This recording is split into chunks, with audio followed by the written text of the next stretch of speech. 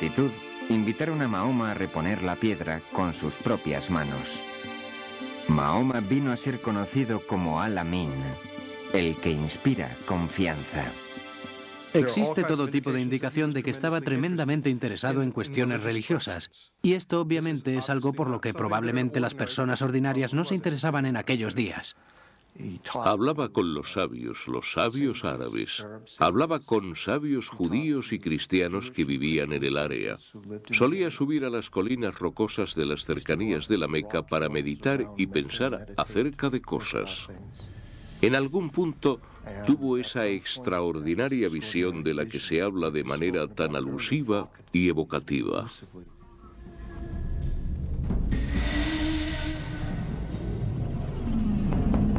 En una cueva cerca de la Meca, Mahoma tuvo una experiencia que constituiría el momento decisivo de su vida. Se dice que un ángel se le apareció con forma de hombre, dándole instrucciones para hablar en el nombre del Dios omnipotente. Para Mahoma, este fue un momento tan profundo como intensamente perturbador. Uno imagina lo que significaría para una persona normal socialmente. Tal vez poco corriente debido a su intensidad por cosas como justicia social y la búsqueda del sentido de la vida, pero sin poseer nada que pueda parecer milagroso a sus conocidos. Y entonces de repente haber escuchado...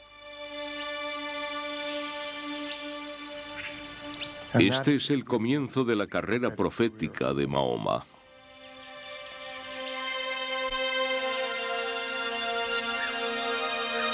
Los meses siguientes traerían más revelaciones. Palabras poderosas, con una cualidad lírica más hermosa que la de la más exquisita poesía arábica. Por encima de todo, Mahoma debía transmitir un mensaje a su gente. Una proclamación simple y, sin embargo, radical. La proclamación de que no hay más que un único Dios. El principal dogma del Islam es la unidad, la indivisible unidad de Dios. No es algo que simplemente se dice, sino que es el concepto más importante. La unidad divina significa algo más que decir que solo hay un Dios y no existe ninguna otra deidad. Es el hecho de pensar en solo una cosa. De modo que los pensamientos de posesiones, los pensamientos de posición y de poder son todos ídolos intelectuales.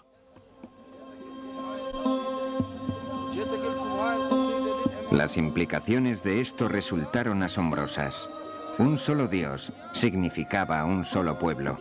No más divisiones tribales. Para el pobre y el indefenso, la perspectiva era algo revolucionario. Yo pienso que una de las cosas más importantes de su doctrina, y de la que no se habla a menudo, es el poderoso mensaje de justicia social que impartió. En aquel tiempo en la Meca había una separación creciente entre los que tenían y los que no. Él insistió en erradicar esto, insistió en la idea de compartir la riqueza, y fue este mensaje de justicia social lo que creo que hizo que fuera escuchado por muchos. Junto con el Islam apareció un nuevo orden, una nueva forma de vida. Y era una hermosa forma de vida en la que todos eran iguales, negros, blancos, hombres, mujeres y niños. De modo que tenía ese tipo de atractivo universal que creo que posibilitó la rápida expansión del Islam. Hubo muchos que se sintieron movidos por el mensaje de Mahoma cuando éste empezó a hablar en la comunidad. Tenía la agilidad y la profundidad simbólica de los grandes poemas preislámicos que habían sido creados por este pueblo y que habían dado a la gente en Arabia un oído tan extraordinario para la expresión verbal y donde la expresión verbal era la principal fuerza cultural. Algunos lo llamaron poeta. Hay un sura coránico que básicamente dice que Mahoma no es un poeta. Los poetas hablan impulsados por el deseo, y esta no es la voz del deseo, es la voz de Dios. Los seguidores de Mahoma empezaron a aumentar. Se llamaban a sí mismos musulmanes, o aquellos que se rinden a Dios. Decidieron preservar el mensaje que Mahoma les había transmitido. Este fue el comienzo del Corán. El Corán fue revelado oralmente, pero muy pronto la gente llegó a comprender que había de ser escrito para asegurarse de que no se corrompiera y de que se mantuviera el mensaje original. Empezaron a hacerse copias a partir de una fecha muy temprana. No se sabe la fecha exacta, ya que los primeros manuscritos del Corán no han sobrevivido.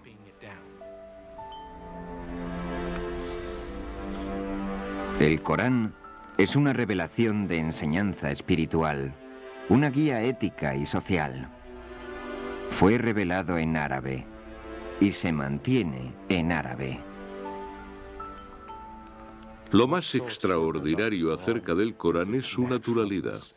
Puede hablar de poderosos temas cósmicos de manera íntima, de modo que el poder y la ternura viven constantemente unidos en el lenguaje coránico.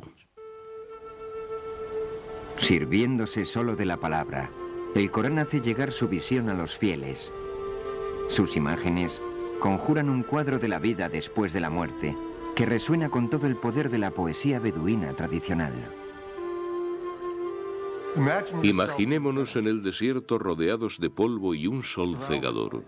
Vistes mantos para cubrir tu cuerpo porque el viento es algo que podría arrancarte la piel de la cara y entonces entras en un oasis.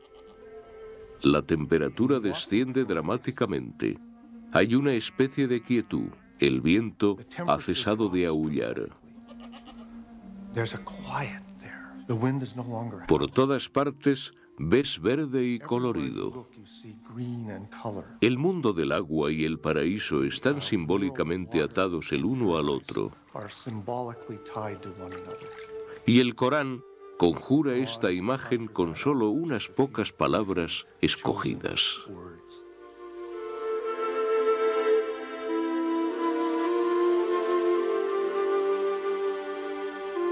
Sin embargo, a pesar de todas las imágenes del paraíso, en el Corán no hay una descripción fácil de Dios. El misterio todavía subsiste. Es muy difícil hablar de Dios sin tratar de darlo forma.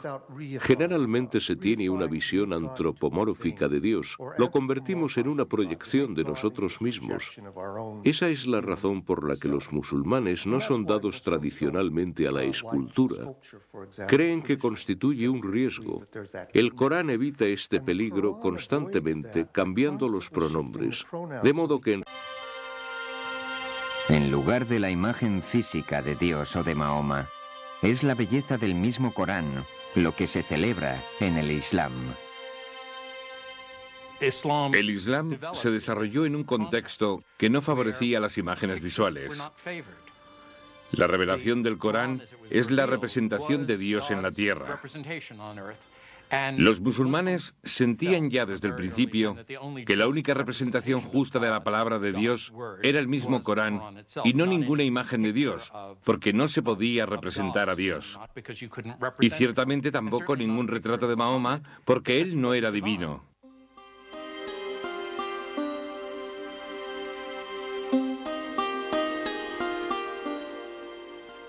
Algunas veces, en ciertos lugares, se hicieron representaciones del profeta Mahoma, pero estas no son imágenes religiosas. No son imágenes destinadas al culto. No son imágenes de Dios o de un santo. Son imágenes de Mahoma como figura histórica. Se le honra poniéndole un fondo de azul muy brillante o una nube cerca, pero no se le distingue de ninguna otra manera de los otros caracteres de la historia. Se ha representado otras veces al profeta, pero siempre aparecía con una tela blanca sobre la cara para esconder sus facciones. Son diferentes facetas de una misma idea. Pero ninguna de estas representaciones tiene un carácter devocional. No se supone que uno tenga que mirarlas como a alguien a quien dirigir oraciones. Facilita el aprendizaje de la religión y el énfasis está en la historia. A medida que la comunidad de Mahoma crecía, también lo hacía la oposición. La gente, por supuesto, era escéptica y decía: Mira, si eres un profeta, ¿dónde están tus milagros? Como los otros profetas del libro, Moisés hizo sus milagros, Jesús hizo sus milagros, ¿dónde están los tuyos? La respuesta coránica a este reto es que el milagro es el mismo Corán. Pero este no era milagro suficiente para un pueblo que se definía a sí mismo por los dioses de sus ancestros y los tótems de su tribu. Sus dudas se incrementaban. La idea de una vida después de la muerte les horrorizaba. Y después de mi muerte, cuando mi cuerpo ha regresado a los elementos y yo me haya corrompido, ¿voy a ser reconstruido y vuelto a la vida? De todos los mensajes del Corán, este es el que resultó más difícil de creer para la gente de Arabia. Mahoma también habló de la condenación eterna para los injustos. Utilizó un lenguaje de imágenes apocalípticas al hablar de los signos del final de los tiempos, cuando las montañas se derrumbarán y los cielos se enrollarán como pergamino. Entonces cada cual conocerá la responsabilidad que tiene por sus acciones. Hace referencia del destino que tienen todos los injustos en el fuego. Para los no creyentes, el juicio divino que invocaba Mahoma era un insulto. El desmantelamiento de su herencia y de sus costumbres, profundamente perturbador. Era una amenaza para su orden social, para su tradición milenaria y también para su economía, debido a la importancia del peregrinaje al santuario de la Kaaba en la Meca. A medida que aumentaban los seguidores de Mahoma, la estructura social de la ciudad de caravanas empezó a deshacerse. Los negocios sufriciantes, preocupados por su seguridad, abandonaron la ciudad. Los líderes tribales decidieron que Mahoma y su mensaje debían desaparecer permanentemente. No querían que se hiciera con el mando. No querían que hiciera tambalear el control que ejercían sobre la ciudad. Le pusieron las cosas muy difíciles. Incluso planearon su asesinato. Querían mantenerle alejado de la Kaaba. Intentaron expulsarle de la ciudad. Exigieron del tío de Mahoma que privara al profeta de la protección de su clan. Esto hubiera abierto un camino para su asesinato sin la posterior amenaza de desquite. Pero su tío se negó. Las líneas de la batalla fueron marcadas. Nada que no fuera una guerra tribal podría ya solucionar el conflicto. Claramente a Mahoma se le pide que haga cosas extraordinarias. Ha de decir a los beduinos que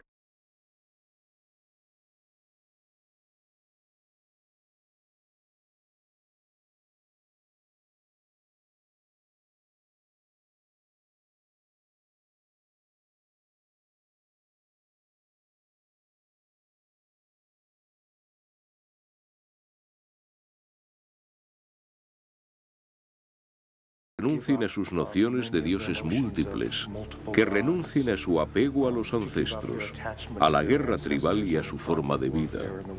Estas cosas podían hacerle y le hicieron objeto de desprecio, persecución y ataque.